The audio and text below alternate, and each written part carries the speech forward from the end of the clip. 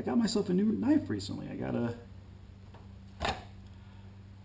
Mora Clipper Companion. Very nice knife, very sharp, great grippy handle. Feels real good. I have a huge survival knife. I got a Schrade, and you know, it's like this long, and it works great for batoning and all that kind of good stuff. And you know, you can chop down small trees with it, you know, saplings anyway. And it's my one carry knife that I've been liking for quite some time now. But I decided, you know, this is a good knife too. The Mora company makes good knives, made in Sweden. This one is carbon steel. It's not a full tang, but it's still nice and strong. You know, a lot of guys have done videos talking about how far down the tang goes. This one, the tang goes about right to here, and it's encased in this real hard plastic, so it's pretty strong. But I always wanted one of these, and they're inexpensive. I think mine cost 20 bucks. And it's a great knife. I've used it. I really enjoy it. But you know, the sheath is kind of a plain thing, and wanted to doll it up like a lot of guys do. And I didn't do anything special to it. Basically, did the same thing that you know, a lot of people do, and that's basically find space to put a ferro rod on it. So what I did. I went down to my local store, which is within walking distance, and I got a ferro rod and a striker. Here's the striker right here. I usually have it on a string to hold the two together, but I didn't want to have that on here because this will hold it down pretty good. What I have here is 2 pieces of inner tube cut. These are regular mountain bike inner tubes, and I cut a length of maybe about like this. Well, obviously, right there.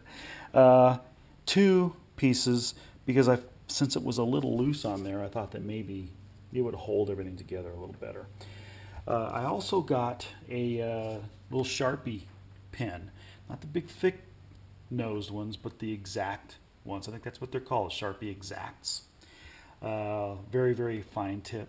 But I took the cap off of it and cut the end of the cap off and stuck it between 2 pieces of inner tube there. And it held it in there really good. It's nice and tight. And the ferro rod just slips right in there. You can see that. And because of the way that the sheath is made, see how you got this nice little indent right there? It just slides on down and slides right into that indent. And it just stays there. Not going to go anywhere. Then, of course, just to kind of finish it off, I put a couple of feet of duct tape around there, or Gorilla Tape in this case. Camo, of course. And this striker is just going to sit in there. It doesn't go anywhere. But I just thought this was kind of a nice little mod. It looks good. It's functional. It's real simple.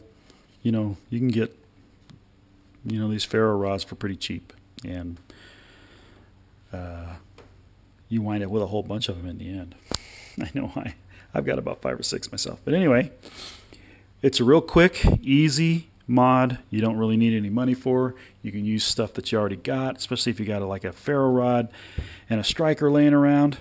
And just in case you're wondering, the only reason that I put the striker on there is this particular model of Mora Clipper Companion M.G.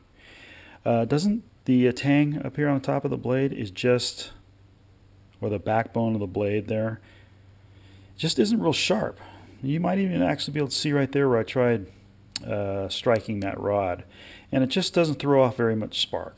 Now you can grind this down and sharpen this up, and it'll be great. You only really need to do it in one spot up here by the handle, and you wouldn't need to carry around that striker. But the striker doesn't weigh anything, and I figure, what the heck? This is a brand new knife, and I'm not ready to start modifying the blade yet. I will do exactly what I just said, but just not right now. In the meantime, I'll just use the striker. So anyway, there's my mod. Hope you enjoyed it.